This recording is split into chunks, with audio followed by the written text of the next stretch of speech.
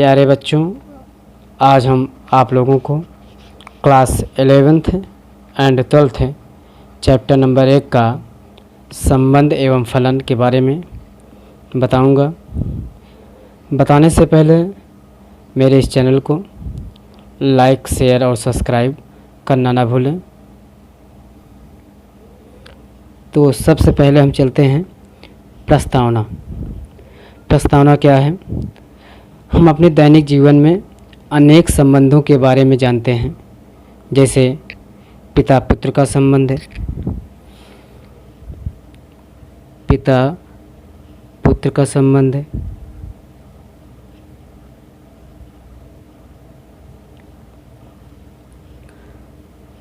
उसके बाद है भाई बहन का संबंध है,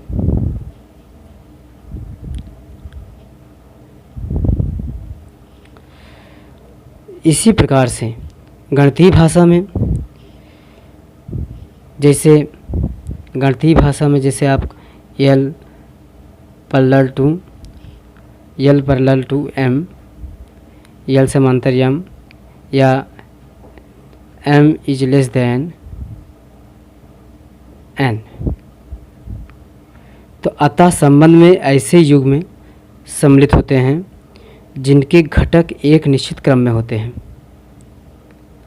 इस अध्याय में हम किसी युग्म के दोनों अवयवों से बनने वाले संबंध का तथा उनसे बनने वाले फलनों का अध्ययन करेंगे।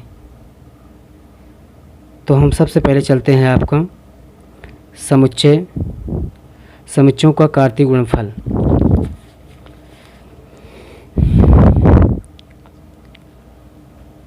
समुच्चयों का कार्तीय गुणनफल।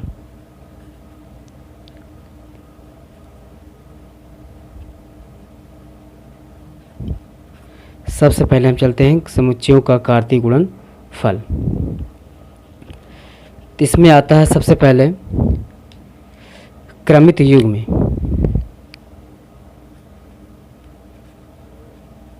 क्रमित युग्म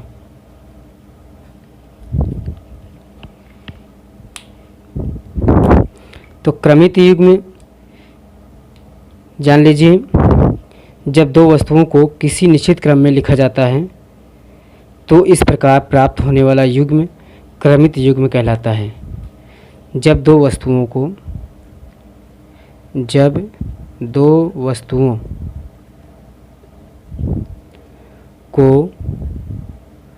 किसी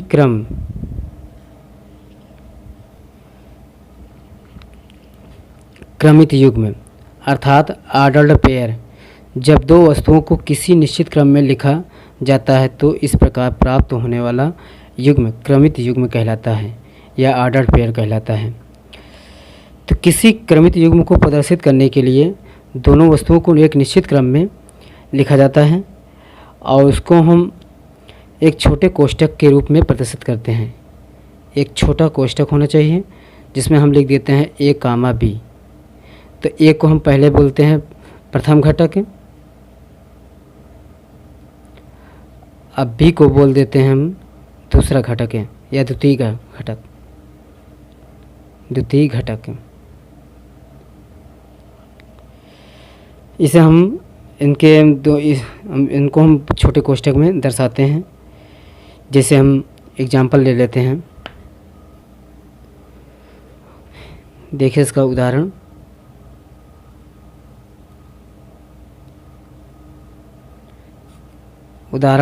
कर सकते हैं हम, यदि दो दी गई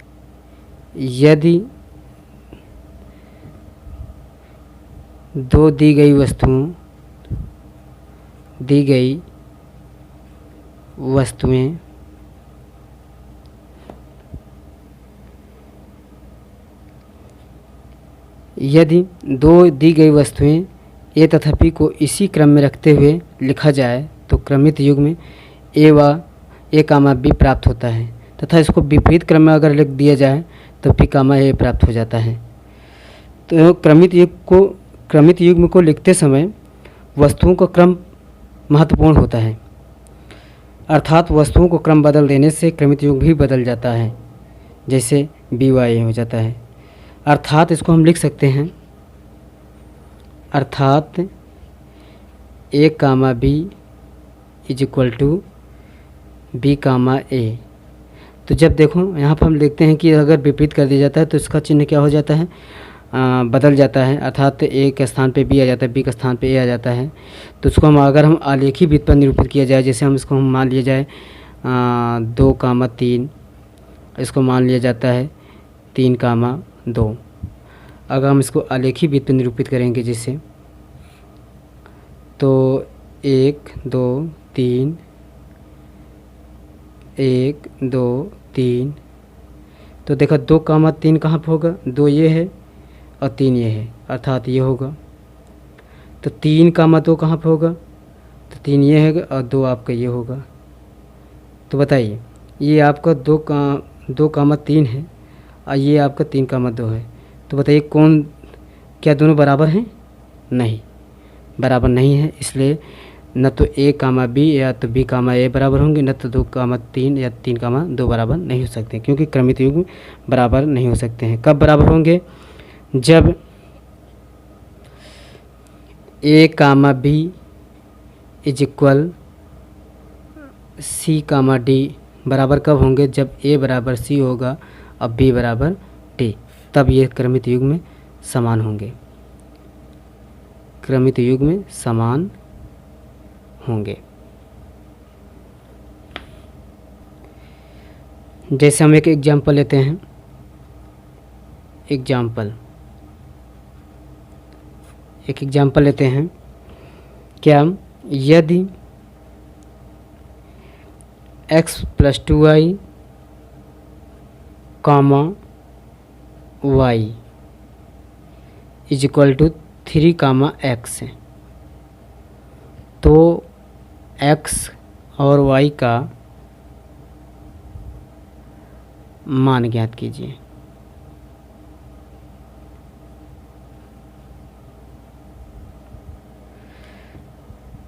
तो अब आप यहाँ पे देख सकते हैं कि ये क्या है, इसका सॉल्यूशन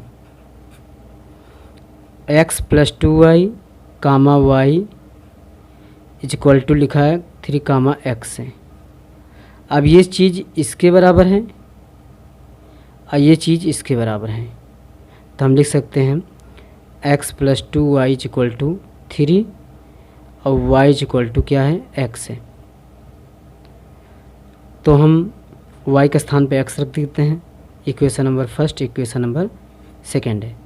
तो y का मान समीकरण नंबर 1 में रखने पर, तो x + 2y का स्थान पे क्या लिख दें, x है, y इक्वल 3, तो 2 1 3x इज इक्वल टू 3, तो x बराबर क्या होगा 3/3, अर्थात कट गया तो 1 है। x बराबर क्या होगा, 1 आ गया आपका। अब x का मान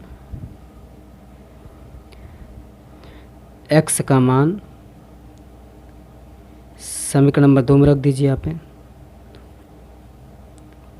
रखने पर, तो y is equal to x है, तो y के स्थान पे रहने दीजिए, x स्थान पे 1, तो x की वैल्यू भी 1 होगा, y की वैल्यू भी होगा, तो ये आपका आंसर हुआ। अब अगली हेडिंग, दो समुच्चयों का कार्तीय गुणनफल, कार्टीशन प्रोडक्ट ऑफ 2 सेट्स। तो हम इससे चलते हैं। माना ए और बी कोई दो समुच्चय हैं, तब समुच्चय ए के अवयवों को सदैव पहला निर्देशांक, तो हम लिख लेते हैं माना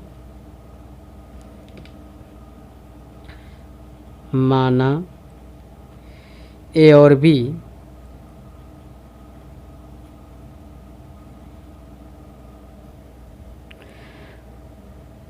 बी कोई दो समुच्चय हैं, तब समुच्चय ए के अवयवों को सदैव पहला निर्देशांक या घटक तथा समुच्चय बी के अवयवों को सदैव दूसरा निर्देशांक या घटक लेने पर जो क्रमित युग्म प्राप्त होता है, उन सभी युग्मों का समुच्चय ए और बी का कार्तीय गुणनफल कहलाता है, जिसे a × b से निरूपित करते हैं। तो अतः हम लिख सकते हैं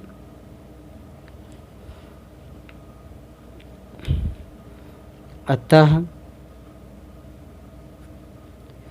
A क्रॉस B बराबर क्रमित युग्मों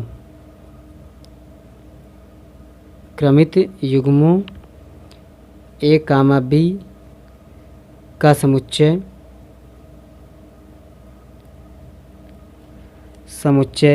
जबकि A बिलोंग टू A तथा B बिलोंग टू B। अथवा इसको हम लिख सकते हैं A क्रॉस B बराबर मझले कोष्ठक के अंदर A कामा B छोटा कोष्ठक में such that A belong to A तथा B बिलोंग टू B। तो इसी प्रकार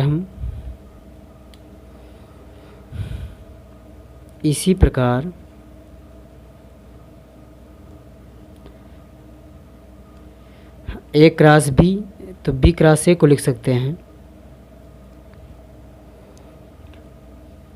B कामा A such that A belong to A belong to A तथा B बिलोंग टू B। अब चलते हैं A क्रॉस B और B क्रॉस A लिखने की विधि।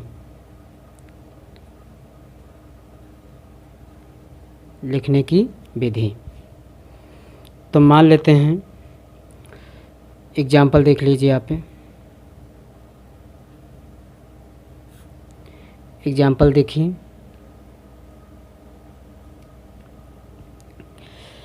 A is equal to 1/5 B is equal to 1 2 3। तो इसको हम पहले करेंगे A क्रॉस B निकालना है, A क्रॉस B। तो हम एक बार इसको कर सकते हैं 1 5 1 2 3। एक बार आप इसको इससे लगा दीजिए, एक बार इसको इससे लगा दीजिए, एक बार एक का इससे लगा दीजिए। इसी प्रकार 5 को इससे लगा दीजिए, 5 को इससे लगा दीजिए और 5 को 3 से भी लगा दीजिए। तो ये आपका क्या है, ये आपका A है, ये आपका B है। जो प्राप्त होता है ये आपका A क्रॉस B होगा। तो A क्रॉस B बराबर हो जाएगा आपका 1 से 1, 1 से 2, 1 से 3,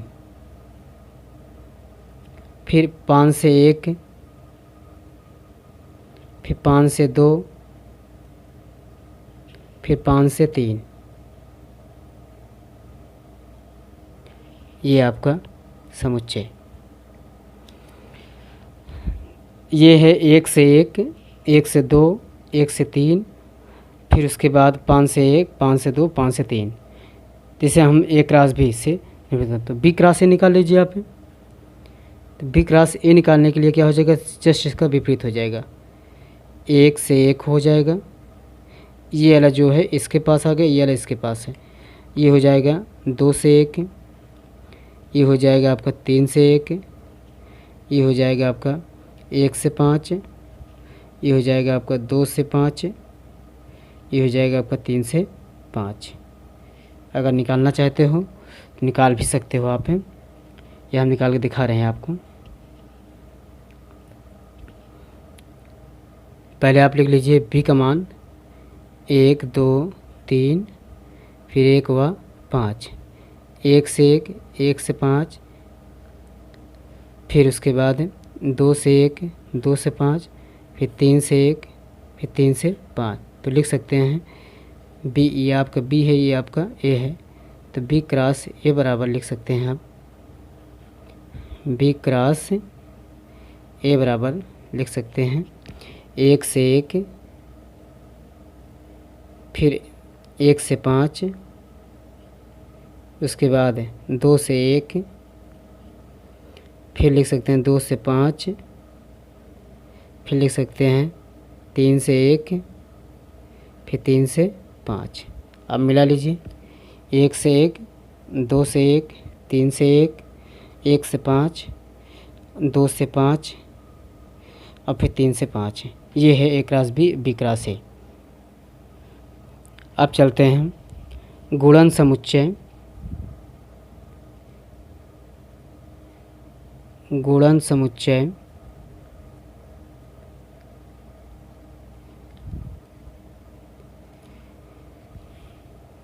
ए क्रॉस बी तथा बी क्रॉस ए में अवयवों की संख्या,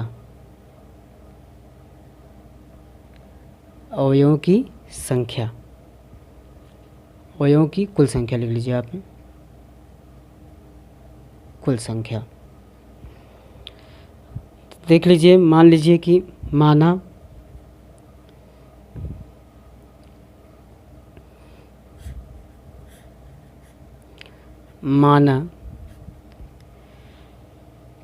समुच्चय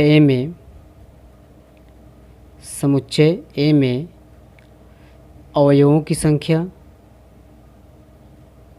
अवयवों की संख्या मान लेते हैं p है, तथा समुच्चय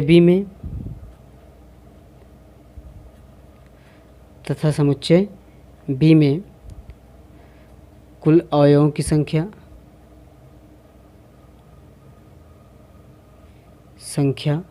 मान लेते हैं क्या है, q है। तो इससे सिद्ध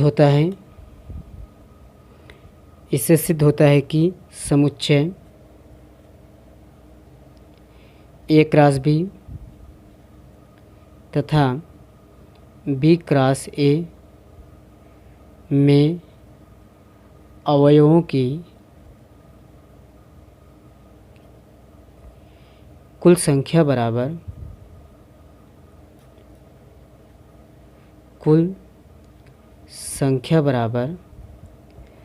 p गुणते या पी क्यू होता है, मतलब p इंटू क्यू। अब हम कल आपको कुछ महत्वपूर्ण परिणाम बताएंगे अगले वीडियो में।